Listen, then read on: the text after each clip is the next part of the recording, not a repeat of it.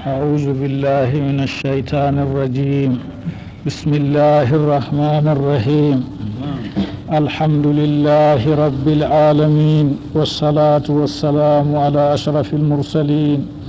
سيدنا محمد وعلى آله وأصحابه أجمعين.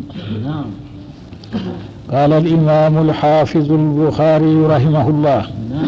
باب تحريض النبي صلى الله عليه وسلم وفد عبد القيس على أن يحفظوا الإيمان والعلم ويخبروا من وراءهم. وقال مالك بن الحويرث: قال لنا النبي صلى الله عليه وسلم: ارجعوا إلى أهليكم فعلموهم. قال حدثنا محمد بن بشار قال حدثنا غندر قال حدثنا شعبة عن أبي جمرة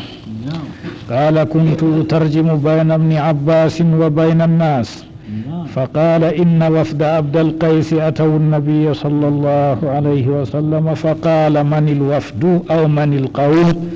قالوا: ربيعة. فقال: مرحبا بالقوم أو بالوفد غير خزايا ولا ندامة.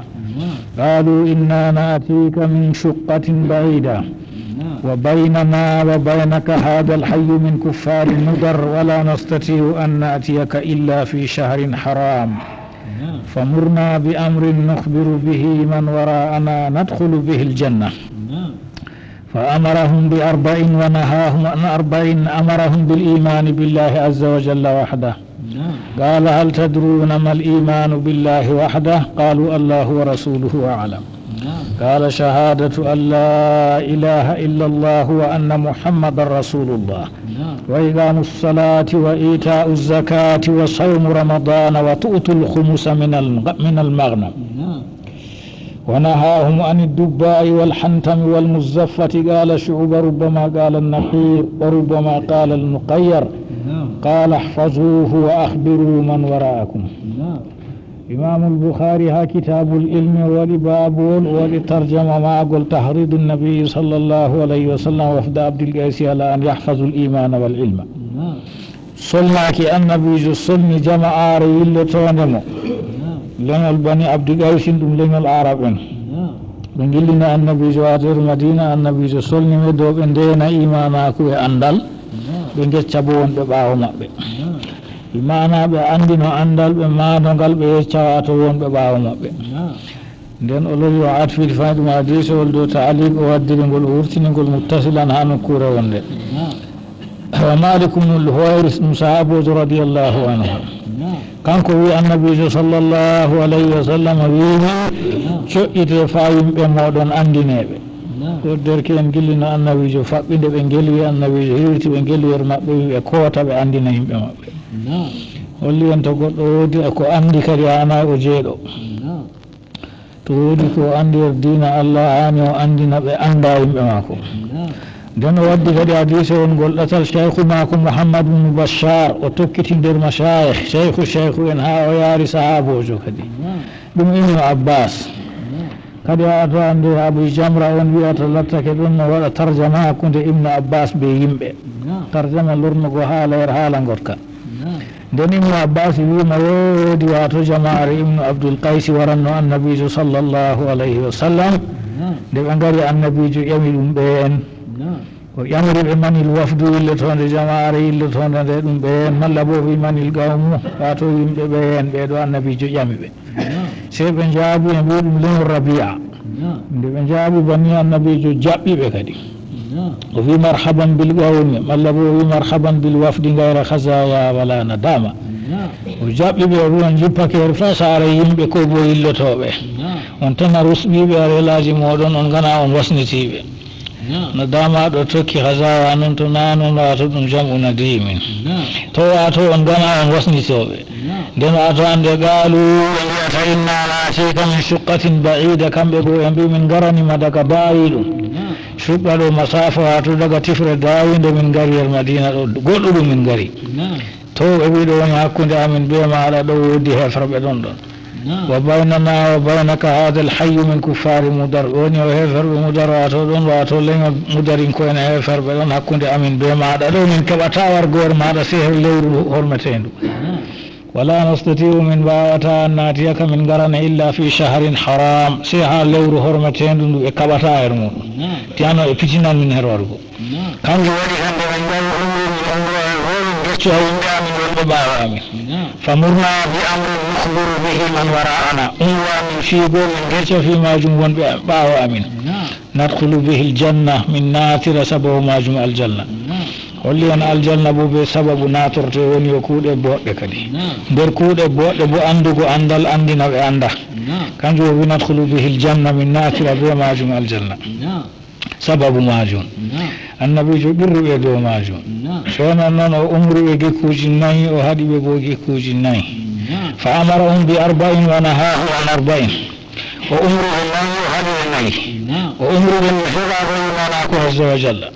فأمرهم بالإيمان بالله عز وجل وحده وأمرهم نقناك جامرا وتسيد بإيمانك جوغاغو نقنك الله سنيد وجالد وموضو كامتان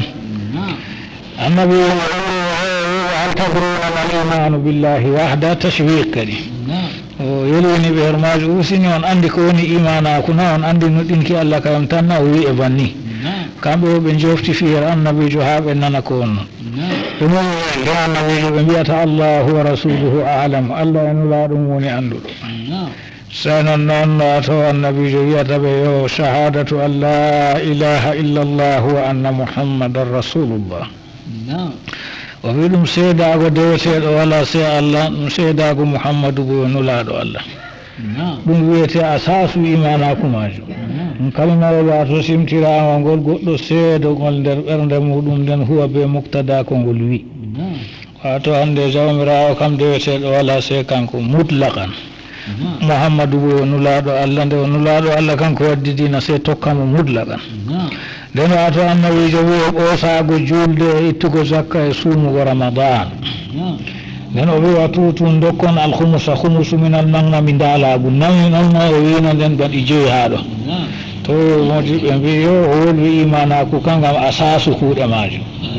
nden wiyete darnugo julde go'o ittugo zakka ɗiɗi suumugo ramadan tati e hokkugo humusu o wolwa hijju haɗo ɓe mbi masalan wato yakeman ma hijju farliɗinaka to ɗum watande o darna ɓoosago julde e hokkugo zakka e suumugo ramadan e dokkon bo humusu minal magnabi wato ande ko ndahoɗa to on gaɗi kono on dawi humusu gartiron ha wato ande madina wona o haɗi ɓe bo ani dubba o haɗi ɓe wato ande e humsugo ko on koni o haɗi ɓe wato kuje noy fa ani dubba wal hantami wal muzaffati ربما قال النقير شوبوي وربما قال المقير نابل من فيته النقير قام مقير بمزفر كدوم هنا ورى الحديث من انجينا رواية ماقول وهذه بالصفنة النواتو عند بالي واتو صفنة ورفاند واتو صفنة من دوائلو تند ووكنا اللو كان جمدون واتو سد الزريع وهذه بواتو عن الدباي واتو صفنة ورفاندو sofne maɓɓe sofnata wato dibinajo e jarata ɗum jooɗi e faandu wato ɗum wayli tan ɗum warta giya goykinojo o haɗi ɓe alhantami noon sofnugoyer fayande nde wultaka nde loope mum wulaka wiyete hantam wal muzaffat be wato hande wujana ɗum kakel gujanagel nebbam jift bana ɓoyma wato ɗaccele ɗe yimɓe mbaɗanno ha seere ha meɗen kamɓe woodi koye mbatta e guja hunde kadi wato hande ɗum wiyete muzaffat to wato suuba fillo hadise o wiyama ko wi annaqir yo ɗon ka sefake hadise ol gongol o wi ɗum kanjum woni naɓol har kaɗaɗi wa rubbama wiyama ko wi bo almuqayyar muqayyar wi wato muzaffar ka ɗum hunde hoore muqayyar wujana ɗum ñebbam qar ɗum nonde ko ɓalinirta ko wato hande ɓe pawnirta wato kaake goɗɗe feere naqir bo wato da unordu soppugo leggal loga nder magal wartira wato hande bana ɗum kakel baɗɗertegel ko leyal annaqiru wato logangal tata wato ande masalan kamɓe ɓe sofna her nokku kaake ɗe o limti ɗo amma ndeni haade giya latti lolli ɓe andi ɓawo ɗon ɗum naskama ɓe sofna har ko ɓe sofniri fu ɓe luuta boykinojum tan to qala o wi ihfasu ndene ɗum on maada wa akhbiru geccon ɗum on warakum wonɓe ɓawo moɗon jamaje moɗon on gecca ɗum kirita ɗum babu rihla fil mas'alati nazala dillugo jahangal ngal ɗaɓɓita mas'ala jawabu maka mas'ala kotka jippika wato ande to muskila waɗi goɗɗo her dina o anda wola anduɗo pellel man o dillan her anduɗo wawa emtaga o anda ɗum kanjo wi tarhil wato annazila arrihla do wato ande hirda on nal irtihali to wi rahla masi do bo dum marra go to ruhla bo dum jiha babu rihlati wato hirda bo dilla dabbito fi mas'ala annazila jipon kayimbe to mas'ala dina wato wadi muskila babal man walaha o emta o anda si an nukure wonde se o ya o emtoya yo en salino dillugo dabbitoya andal do kadi a khassu minhu to ka andugo andal mullagan do bo mas'ala juhi kan gota non hada akhassu wa zaka ammu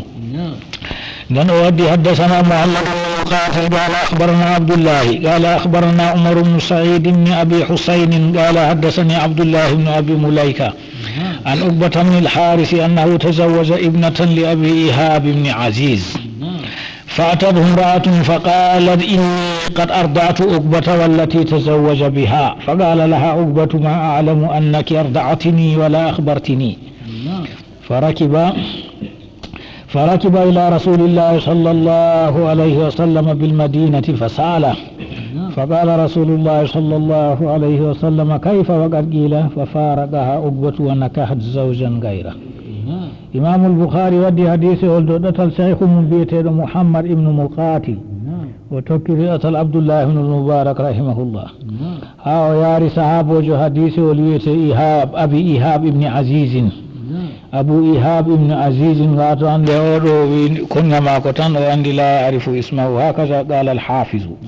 تو إيهاب ابن عزيز أبي إيهاب ابن عزيز أون وبيواتو دبو فير ورير مودون فقال وياتا أنه تزوج ابنة لأبي إيهاب عقبة بن الحارث أن بكم تيواتو عند بنجل أبي إيهاب ابن عزيز عقبة بن الحارث تيواتو دبو يدوم بأم غنية أم يحيى واتو موتيو بيته غنية دم بأبي إيهاب بن عزيز دندن أتوار أولتي كانكو أقبقو سينن نودي واتو دبو قطو فير بواري هرماكو debbo goɗɗo wari her maako wato ande wiyata musika an be debbo ma ɗo mi musinno ndiyake on famarɓe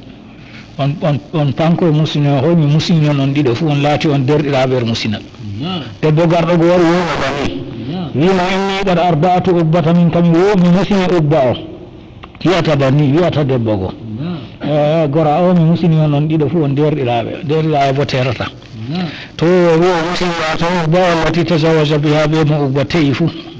ganiyago sonan non ugba wiyata wato debbo garɗo go min gana mi anda e cayam bo hirta musiniyam debbo go dottijo ugba go wiyata debbo go ma alamu annaki arda'atini wala akhbartini mi anda a musiniyam ay cayam bo yo wato na wi o andata o famaraki o musinta kana daruri o andata o wi mi anda a musiniyam ay cayam bo nden sababu man kadi ugba dilli amoy go no ɗum waaɓi de debbo go wari ya ibanni o waɗi kadi o woni o dilli annabijo sallallahu alayhi wa sallam er madina holli en ha o woni to nanger madina o waɗi wato o dilli ila rasulillah sallallahu alayhi wa sallam bil madina ha o ƴamto annabijo no haala mako nda o tawi debbo goɗɗo wari wi debbo man derɗiran be mako fasalahu o ƴami annabijo فقال رسول الله صلى الله عليه وسلم النبي جويته كيف وقد قيل ناتيرة مكدي حقيقة وي أمك ويا لني أن من ويما واتو يايو مسلم كان ولا ناتيرة تقول من وني كدي ففارغها أبا سنغو أنغو كان نادم درلي كور مسنالتي أتاك فتن بلنيول ونكا حتى واتو دبغو تيري زوجا غيره بغوركو فيركو لوتيمو تو مناسبة من ها أدلو يمو النبي صلى الله عليه وسلم الحمد لله